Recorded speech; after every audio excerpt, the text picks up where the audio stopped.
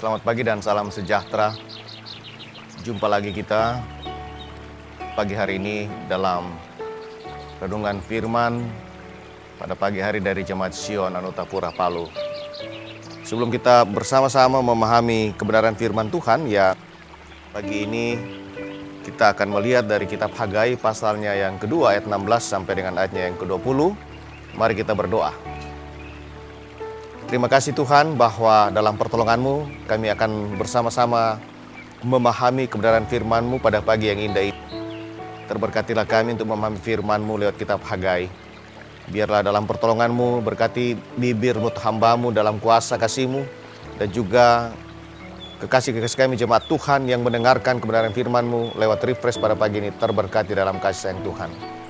Tuhan persiapkan kami bersama-sama dan mampukan kami di dalam memahami firman ini. Dalam kasih Yesus kami pinta. Amin. Pembangunan bait suci mendatangkan berkat. Hagai pasal 2 ayat 16 sampai 20. Maka sekarang perhatikanlah mulai dari hari ini dan selanjutnya, sebelum ditaruh orang batu demi batu untuk pembangunan bait Tuhan, bagaimana keadaanmu? Ketika orang pergi melihat suatu timbunan gandum yang seharusnya sebanyak 20 gantang, hanya ada 10. Dan ketika orang pergi ke tempat pemerasan anggur untuk mencedok 50 takar, hanya ada 20. Aku telah memukul kamu dengan hama dan penyakit gandum dan segala yang dibuat tanganmu dengan hujan batu, namun kamu tidak berbalik kepadaku. Demikianlah firman Tuhan. Perhatikanlah mulai dari hari ini dan selanjutnya, mulai dari hari yang ke-24 bulan ke-9, mulai dari hari diletakkan dasar bait Tuhan, perhatikanlah. Apakah benih masih tinggal tersimpan dalam lumbung, dan apakah pohon anggur dan pohon ara, pohon delima dan pohon zaitun belum berbuah? Mulai dari hari ini aku akan memberi berkat. Penekanan kita dari ayat 20 bagian D, mulai dari hari ini aku akan memberi berkat. Demikian firman Tuhan, saudara-saudara. Saudara-saudara, ada banyak hal yang mempengaruhi kehidupan seseorang. Mulai dari keadaan lingkungan, keluarga, dalam pergaulan, dan masih banyak hal-hal lain yang bisa berpengaruh bagi pribadi seseorang. Namun di atas semua itu ada satu faktor terpenting yang kerap dilupakan banyak orang, yaitu hubungan pribadi dengan Tuhan. Hal itulah yang terjadi pada bangsa Israel di masa pelayanan Nabi Hagai. Bangsa Israel berusaha keras membangun kehidupannya, tapi hasilnya selalu tidak sesuai apa yang mereka harapkan. Lalu, apa yang kurang? Lantas apa yang menjadi hal banyak ketidakberhasilan bagi bangsa Israel? Melalui pernyataan profetisnya, melalui pernyataan panggilan kenabiannya, Nabi Hagai menyatakan bahwa karena ketiadaan bait suci di tengah-tengah bangsa itu adalah penyebab dari semua kemandekan yang sedang terjadi. Semua di tengah-tengah bangsa Israel menurut Hagai dari seruan kenabiannya adalah karena tidak adanya bait suci.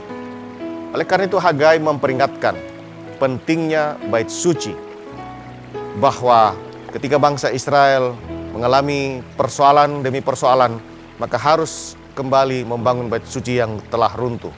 Bait Allah harus kembali dibangun dalam pribadi-pribadi bangsa Israel. Saudara-saudara, pernahkah kita merasa telah banyak bekerja keras, berkurban demi kehidupan yang lebih baik, tetapi tetap malah mendapati semua itu seolah-olah ada banyak hal yang sia-sia? Tidak ada perubahan berarti dalam kehidupan kita. Bahkan kadangkala keributan demi keributan mewarnai kehidupan rumah tangga, bukannya semakin mereda, tapi kadang-kadang malah semakin parah kondisinya. Misalnya juga kondisi keuangan yang pas-pasan, bahkan kerap minus dan sebagainya. Namun, melalui firman Tuhan saat ini kita diingatkan untuk melakukan introspeksi total atas kehidupan kita, terutama tentang bagaimana keadaan hubungan pribadi dengan Tuhan. Kita harus menyadari bahwa Tuhan tidak pernah menginginkan umatnya hidup dengan standar biasa-biasa saja atau malah di bawah standar alias berkekurangan. Tuhan mau kehidupan kita berbeda sehingga menjadi kesaksian iman bagi setiap orang yang melihat. Perhatikanlah janji Tuhan ini. Tuhan akan mengangkat engkau menjadi kepala dan bukan ekor. Engkau akan tetap naik dan bukan turun apabila engkau mendengarkan firman Tuhan Allahmu yang kusampaikan pada hari ini engkau lakukan dengan setia. Nah, saudara-saudara, sebuah penekanan dalam Ulangan 28. Engkau diangkat menjadi kepala, bukan ekor. Engkau tetap naik, tidak turun. Ketika engkau mendengar perintah Tuhan Allahmu yang disampaikan, dan engkau lakukan dengan setia. Setia. Saudara-saudara, untuk itu, selain kita harus berani mengusahakan membayar harganya, kita harus memiliki hubungan yang baik dengan Tuhan.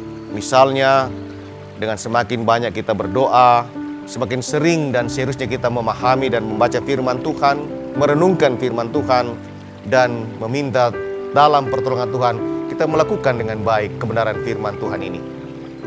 Kalau tadi Hagai berkata kepada bangsa Israel, harus kembali bangun bait suci sebagai pusat dalam apa yang kita sebut memahami tentang hubungan dengan Tuhan di tengah-tengah peribadahan.